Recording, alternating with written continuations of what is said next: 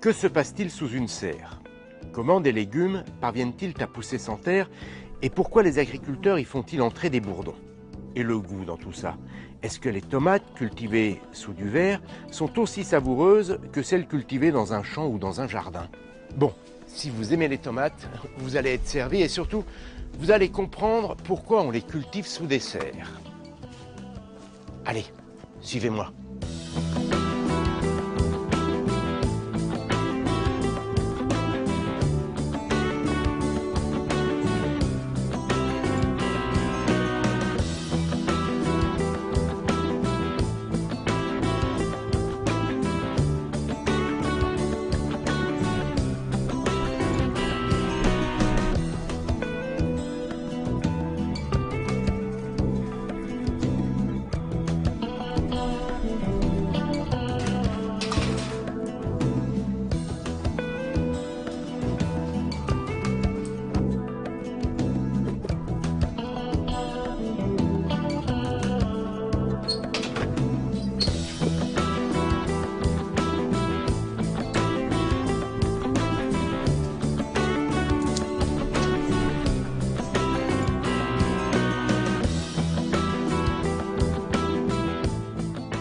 Regardez comme elles sont belles et bien rouges. Il faut dire qu'ici, les tomates sont aux petits soins et à l'abri des intempéries. Aujourd'hui en France, la quasi-totalité des tomates sont cultivées sous serre. Même chose pour les concombres. Et ce n'est pas tout. On y cultive aussi des salades, des poivrons, des aubergines et aussi des fraises. Une serre, ça peut être très grand, 3-4 hectares. Celle-ci en fait 10. L'équivalent de 10 terrains de football, avec partout autour de nous des équipements high-tech. Pour autant, les tomates y poussent comme en pleine nature, comme dans un jardin potager, un grand potager. D'abord, un petit rappel, très rapide. Pour pousser et produire des fruits ou des légumes, une plante a besoin de plusieurs choses. Du dioxyde de carbone, le fameux CO2 présent dans l'atmosphère. Il lui faut également de l'eau et des sels minéraux que la plante va puiser dans le sol grâce à ses racines. Elle a également besoin de la lumière du soleil qu'elle capte grâce à de petits grains de chlorophylle qui recouvrent ses feuilles. Grâce à la lumière, elle va transformer le dioxyde de carbone et l'eau en sucre, en glucides plus précisément, lors d'une opération qu'on appelle la photosynthèse. Au passage, elle rejette de l'oxygène dans l'atmosphère, le même que celui que nous respirons. Et grâce aux glucides, eh bien, la plante va pouvoir pousser et produire de jolis fruits ou légumes. Voilà, ça c'est pour le principe général. Et que la plante pousse dans une serre ou en plein champ, eh bien c'est toujours la même histoire. Alors pourquoi cultiver des fruits et des légumes sous serre? Pour se protéger des aléas climatiques évidemment. Le vent ou la grêle peuvent en effet dévaster en quelques minutes des hectares de culture. Mais aussi parce que chaque plante est adaptée à un type de climat. Les tomates, par exemple. Elles sont originaires d'Amérique du Sud. Elles ont débarqué en Europe au XVIe siècle dans les valises de Christophe Colomb. Les concombres, quant à eux, nous viennent d'Asie du Sud-Est. Et c'est encore Christophe Colomb qui les a introduits sur les tables européennes. Les deux sont apparus sous des climats tropicaux, là où les températures et l'humidité sont beaucoup plus élevées que dans les régions tempérées. Eh bien, ce sont ces conditions de température et d'humidité qui sont reproduites dans une serre. On utilise des serres depuis des siècles. Le principe est assez simple. La lumière du soleil traverse le vitrage et chauffe l'air ambiant. Et comme cet air ambiant est prisonnier de la structure, eh bien, au fil de la journée, l'air emmagasine de la chaleur. Ce n'est pas tout. Une partie des rayons du soleil est absorbée par le sol et réémis sous forme de rayonnement infrarouge. Ce rayonnement est lui aussi prisonnier de la structure. À son tour, il va donc réchauffer l'air ambiant. Résultat, la température augmente de plus belle. Très rapidement, elle peut être 2 fois plus élevée à l'intérieur qu'à l'extérieur de la serre. Et cela, malgré la vapeur d'eau rejetée par les plantes, ce qu'on appelle l'évapotranspiration, qui a tendance à rafraîchir l'atmosphère. Parfois, ce n'est pas suffisant. Dans une serre, on estime que la température doit être comprise entre 15 et 25 degrés, 18 degrés en moyenne par jour. C'est à cette température que les tomates se portent le mieux. Pour rester dans cette fourchette, on va donc ventiler la serre. On peut aussi humidifier l'atmosphère avec des brumisateurs. On peut aussi déployer sous les toits de grands écrans blancs, la couleur blanche réfléchissant la lumière, ce qui évite à la serre de se transformer en fournaise pendant l'été. Les bâches blanches posées au sol sont quant à elles destinées à récupérer la lumière du soleil pour la réfléchir vers les tomates. C'est surtout très utile l'hiver quand le soleil est moins généreux. Cela dit, l'hiver, sous nos latitudes, ça ne suffit pas. Les agriculteurs sont obligés de chauffer leurs serres. Alors évidemment, ils utilisent de plus en plus les énergies renouvelables, l'énergie solaire ou le bois. Certains utilisent même des systèmes de cogénération. De quoi s'agit-il? Pendant longtemps, les serres ont été chauffées avec des chaudières qui fonctionnaient essentiellement au gaz naturel. Aujourd'hui, on peut utiliser des moteurs qui fonctionnent toujours au gaz naturel, mais qui produisent de l'électricité destinée au réseau et de la chaleur qui va servir à chauffer la serre. Autrement dit, avec la même quantité d'énergie, on produit de l'électricité et de la chaleur. Alors bien sûr, ces moteurs rejettent toujours du CO2. Seulement souvenez-vous, les plantes ont besoin de CO2 pour effectuer leur photosynthèse. Eh bien, on va récupérer ce gaz et l'insuffler dans la serre. Tout cela, bien évidemment, sous le contrôle de l'agriculteur qui, depuis un ordinateur, va envoyer plus ou moins de CO2 en fonction du besoin des plantes. Et il peut également faire varier le taux d'humidité à l'intérieur de la serre. Finalement, vous le voyez, avec toute cette technologie, on réussit à recréer un microclimat très proche de celui du pays d'origine des tomates. Et l'on va ainsi pouvoir récolter et manger des tomates pendant presque toute l'année.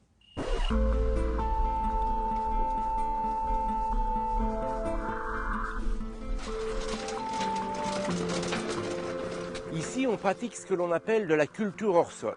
Alors vous vous demandez sûrement, dans quoi poussent les tomates si elles ne poussent pas dans le sol? Eh bien, je vais vous montrer. Regardez. C'est pas de la terre, hein, c'est de la fibre de coco. On aurait aussi pu utiliser de la tourbe.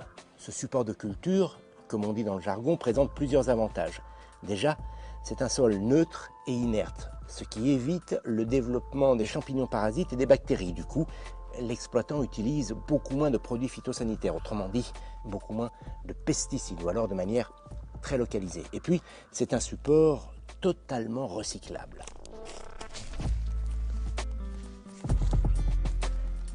Alors je sais ce que vous vous dites, c'est dans la terre que la plante puise avec ses racines tous les éléments dont elle a besoin. Or, ici il n'y a pas de terre. Eh bien pour compenser, les ingénieurs ont mis au point un système d'irrigation localisé qui délivre au compte-gouttes tous les éléments dont la plante a besoin, de l'eau bien sûr, mais aussi de l'azote, du phosphore, du potassium, etc. L'avantage de ce système, c'est qu'il n'y a pas de gaspillage d'eau ni de rejet d'engrais dans la nature, dans la nappe phréatique notamment. Tout ce qui n'a pas été absorbé par les racines s'écoule au niveau de cette gouttière pour être récupéré par ce collecteur avant d'être recyclé. C'est un circuit fermé qui n'engendre aucune pollution. L'autre avantage de la fibre de coco, c'est que les insectes nuisibles apprécient moyennement. Cela dit, il faut rester vigilant, ça ne veut pas dire qu'ils sont totalement absents.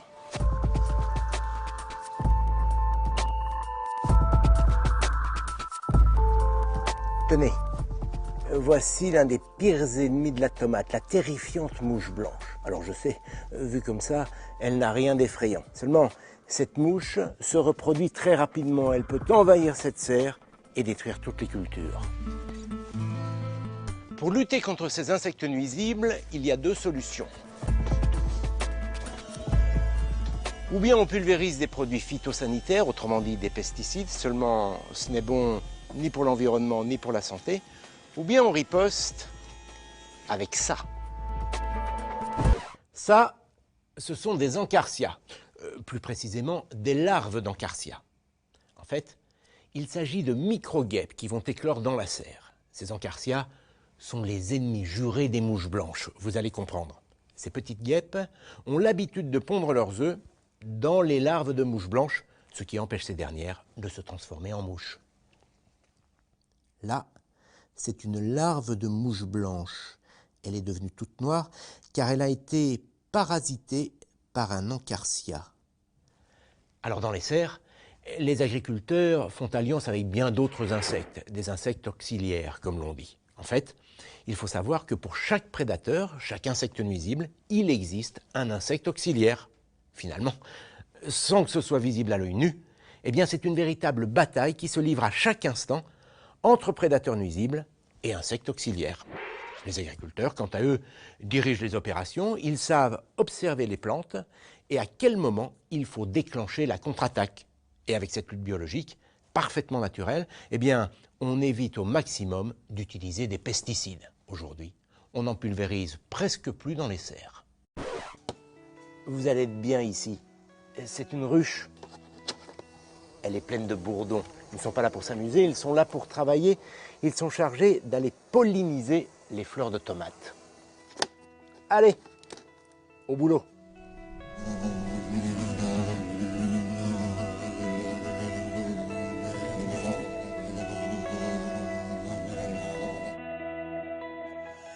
En butinant de fleur en fleur, le bourdon va se couvrir de grains de pollen qu'il a récupérés sur les étamines qui se trouvent à la base des pétales. Ici, il s'agit de l'organe mâle de la plante. En passant sur une autre fleur, il va déposer ces grains de pollen sur le pistil qui lui se trouve au centre de la fleur. Il s'agit de l'organe femelle de la fleur.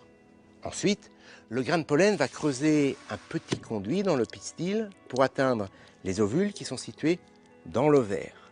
Une fois les ovules fécondés, la fleur va se transformer en fruit. Petite précision, pour les botanistes, tout corps qui résulte de la transformation d'une fleur est un fruit. La tomate, comme le concombre, sont donc des fruits. Seulement, les cuisiniers les préparent comme des légumes. Pour la tomate et le concombre, on parle alors de légumes-fruits.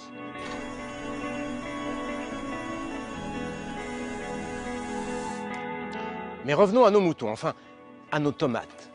En quelques jours, elles vont prendre du volume et de la couleur. Et quand elles sont devenues bien rouges, eh bien il faut les cueillir, mais attention, ni trop tôt, ni trop tard. Une fois les tomates cueillies, on va effeuiller la partie basse de la plante et enrouler la tige. La plante, qui est une liane, va continuer de grandir par le haut. Elle va donner de nouvelles fleurs qui se transformeront en fruits, etc., etc. On va ainsi reproduire cette opération durant 7 à 8 mois. Et au total, un plant comme celui-ci va pouvoir donner jusqu'à 20 kg de tomates pendant une année.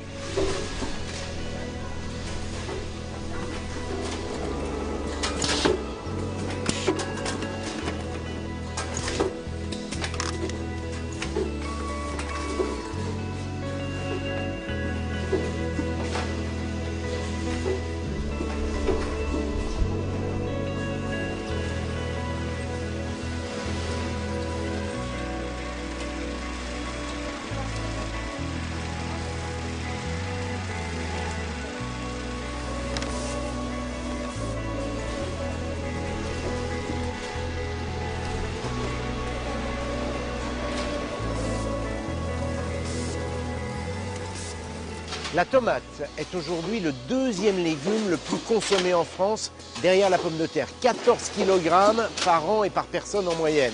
À tel point que la tomate est devenue la première source de vitamine C dans notre alimentation, devant les oranges.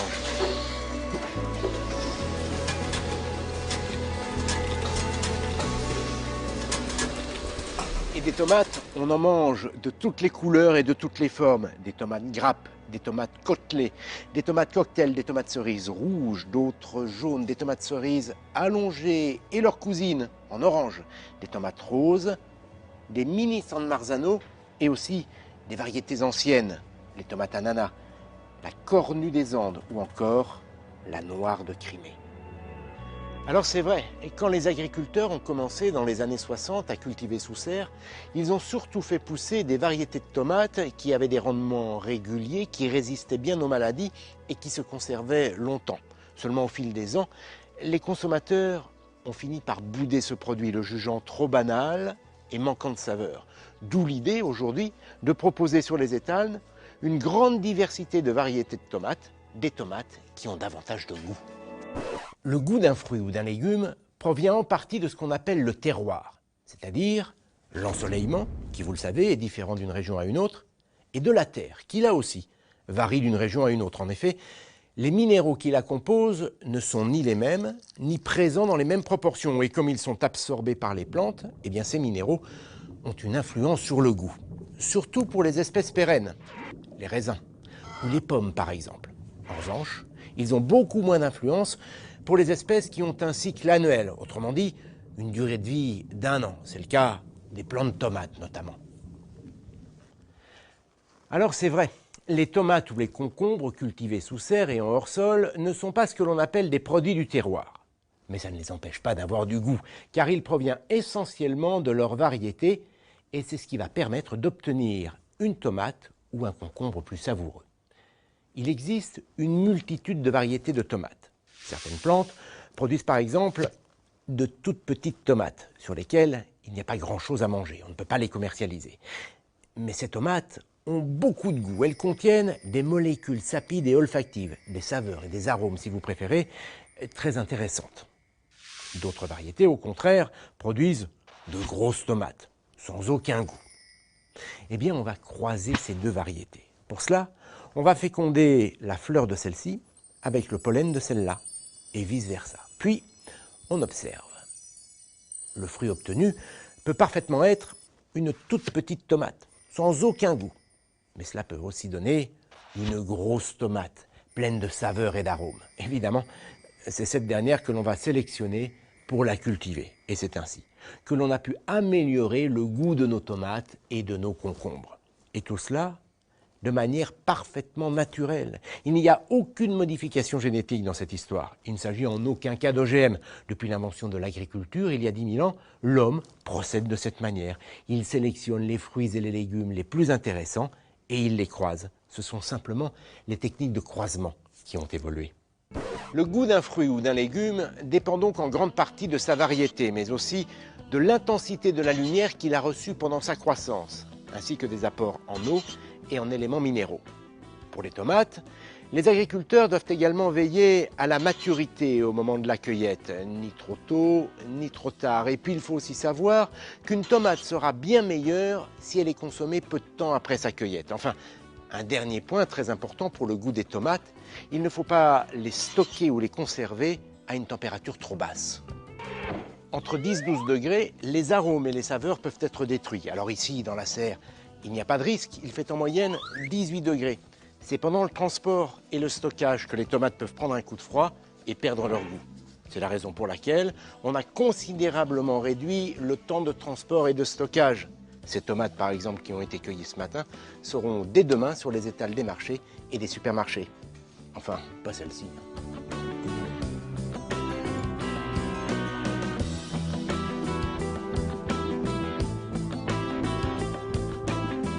Une dernière chose, quand vous avez acheté vos tomates, ne les mettez pas au réfrigérateur, ça gâcherait tout. Les concombres, en revanche, peuvent y être conservés dans le bac à légumes, ça permet de garder leur croquant. Allez, bon appétit. Et en attendant, moi, il faut que je sorte d'ici. C'est par où la sortie? Oh! Y a quelqu'un? C'est pas par là. Oh, mais il n'y a plus personne. Mais ils sont où? Alors là, j'ai un vrai pépin. Hein. Oh! Oh! Mais vous êtes où? Oh! C'est par là. Ah non, peut-être par ici. Oh, je suis perdu.